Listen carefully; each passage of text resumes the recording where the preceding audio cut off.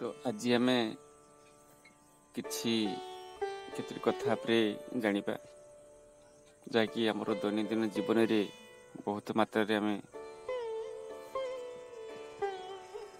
व्यवहार करूँ से जाना निहाती दरकार। जमती कि आपण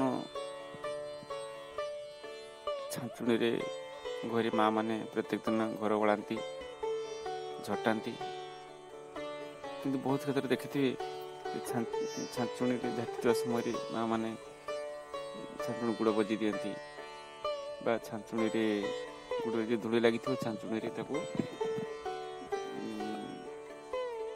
गुड़ पोछाती कि सेमती करने कथा नुह कारण छांचुणी की लक्ष्मी आख्या दि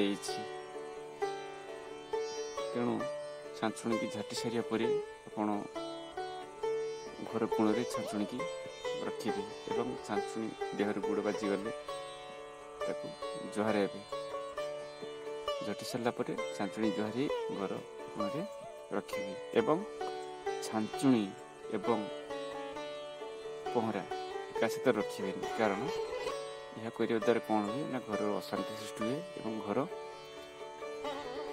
पाटुरी आरंभ हुए। तो ये गले छांचुणी जमती जूता जूता हूँ शनि देवंकर प्रतीक।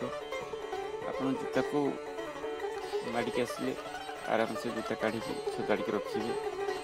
तो जूता काढ़ुते समय ध्यान देवे जूता उल्टिक न रुए। दुई हूँ जूता छिड़ी जाइए से छिड़ा जूता आप व्यवहार करें या द्वारा कौन हुए घर अशांति सृष्टि हुए एवं मनोमालिन्य लगी रहे।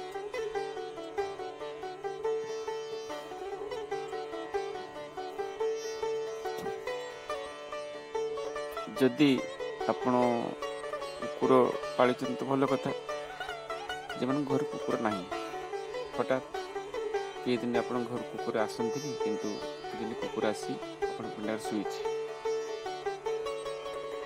भाव देखते देखिए अल्प दिन भितर घर पाटुरी आरंभ हुए और विशृंखला सृष्टि हुए कारण कुकुर हूँ केतुदेव प्रतीक।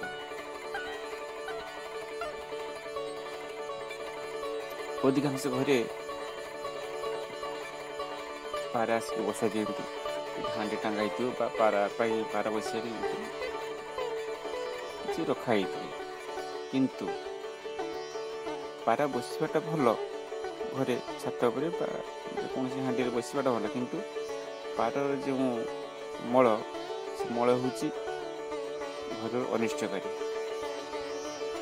विशेषकर छात पर पारा यदि बसती पारा बसवाटा भल छात पर यदि पारार मल पड़े तेबे आपण कौन करेंगे ना से मल को आपण झटी परिष्कार करदे कारण यह करने द्वारा आपण मंगल सहित परिवार मंगल होता है। जय जगन्नाथ।